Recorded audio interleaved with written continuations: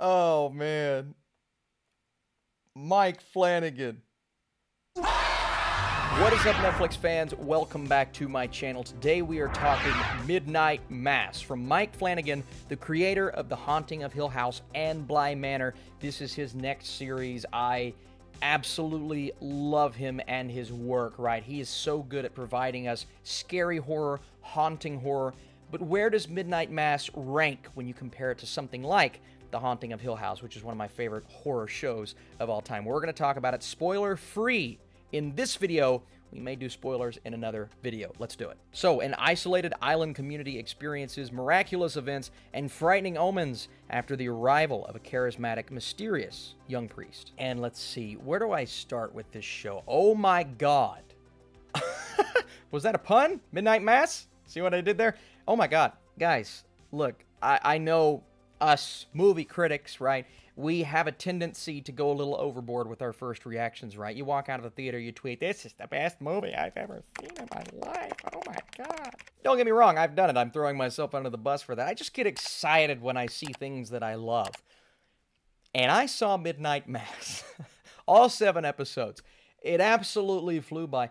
Well, it's not necessarily that it flew by, right? The pacing of this show, it may not be something for everyone because it does slowly move and, you know, you're really in it for the scares, but it takes a couple of episodes for those scares to begin to really start to hit, right? It was around episodes 4 or 5, something happens at the end of, I believe, episode 4 that, oh my god, right, oh my god, it really starts to hit, but you have to be in it and you have to get on board with these characters. But once you understand what this small town is all about, the way that these individuals act that are a part of this church, some really good, some really not so good, but there's this new guy in town. It's this young priest, this up-and-coming priest that really makes a splash when he enters this town because mysterious things start to happen, and I won't even hint at what they are. I won't even come close because I want you guys to experience this for yourselves. But as those begin to happen,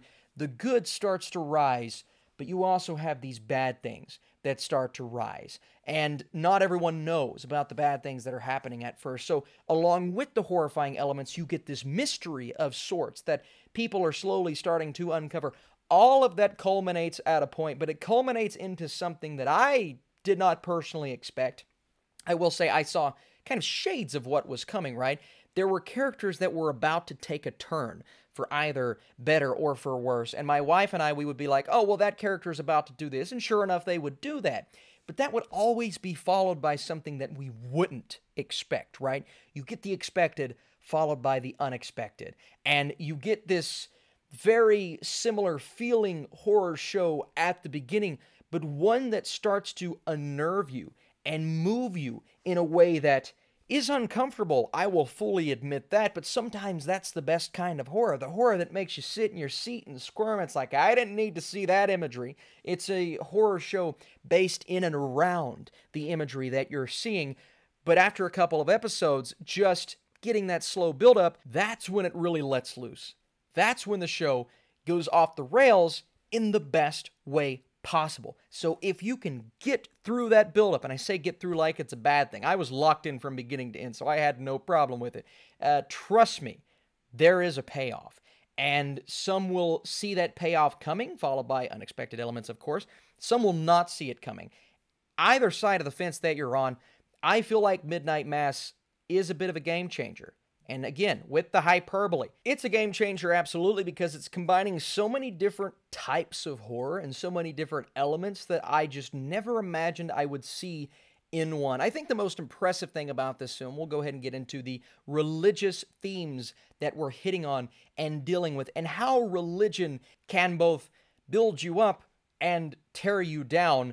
And I say that coming from a religious background, so I'm trying to approach this as in the middle as possible.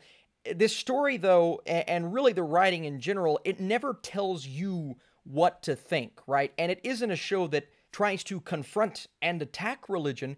It's a show that shines a light on our characters that use religion for nefarious purposes.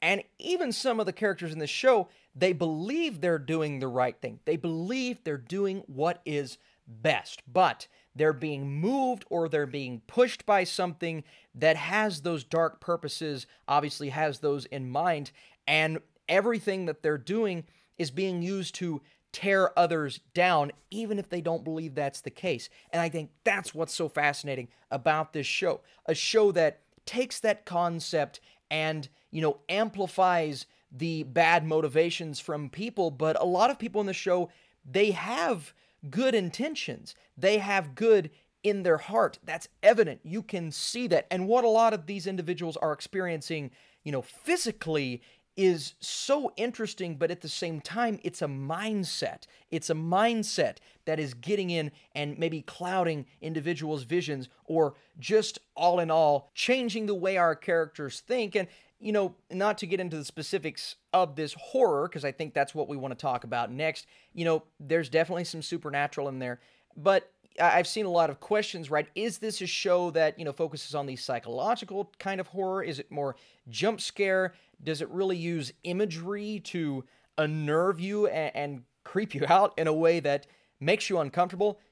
Yes, and yes. Now, not a lot of jump scares. A couple in there that work extremely well.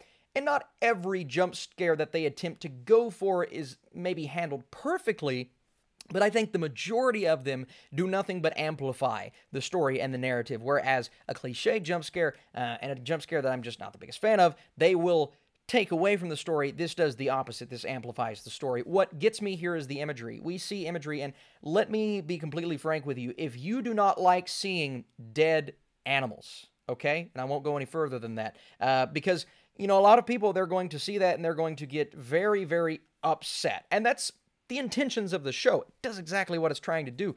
But I will admit, there were times I'm sitting there like, this might be too much for me. Like, I might be tapping out at this point, because you're seeing some animals, and it was really heartbreaking to watch a couple of these moments. And it's not just one moment or one episode. You get multiple episodes. But again, that comes down to, that's horrifying. And what they showed was horrifying. It wasn't immoral. Well, what we see is immoral, but it wasn't given to us in an immoral way. It's just given to us for the shock factor, and it was definitely shocking. Something else that you get some haunting images, some creature designs that are just spectacular, and again, not what you expect. So it is definitely that tense, hair-raising, creepy, shots of things in the background, very dark, ominous. At times you can't even really see everything that they're trying to show you, but that's meant to be that way, and that's why this show is so scary. It's not necessarily scary for making you jump. It's scary because you're seeing things that are just going like, oh my goodness. And then just what these characters go through. It's tragic, but at the same time, everything about this feels real, even though it's not real, and it's evident that it's not real, but it feels real, and I love that. I love when a series can make you feel that way, or a movie. We also get some characters here that I think will go down as like iconic horror characters. Samantha Sloyan plays someone who is a member of the church, and everything about her is strict, right? She wants things to be a certain way. She gets in arguments with other people in the town, and man, she made me so mad throughout this show. I was just like, why do you gotta act like that? But as the show progresses, you see what type of person that she really is, and oh my God, what a performance, right? Just frustrating, but purposefully frustrating. Kate Siegel, who is often working with Mike Flanagan, does an incredible job. Robert Longstreet plays a character in this show. I was just in love with his character. So good. Rahul Kali, I believe that's how you... I love this guy. I absolutely love this guy. Not just because he retweeted me on Twitter. Okay, that's not the reason, as did Mike Flanagan, by the way, when I tweeted out my thoughts, right? I just think he's fantastic, right? Loved him in Bly Manor. I thought he gave one of the best performances in that show. But I'm also just a really big fan of the way that he portrays himself. Calm when he needs to be calm. Just incredible. Zach Gilford. Oh my goodness, what a revolutionary performance from him. Maybe one of his best. I could go on all day about this cast, but the last one I have to hit on here is Hamish Linklater, who plays our young priest here. And the second he walks on screen, it's a force of nature. You know exactly, you don't know exactly what's going to happen, but you know something is changing. There is a shift in the air. And from there, the entire show just really starts to come into its own. Kudos to him. I'm getting chills just talking about how good some of his moments, his monologues are incredible. And then the physicality of his performance, guys. I love this show. I love the story. I love the progression. I love the mystery. I love the supernatural elements. Midnight freaking Mass, man. I try to keep these professional, but I was so ready to go from episode to episode, tragedy after tragedy, themes that they're exploring.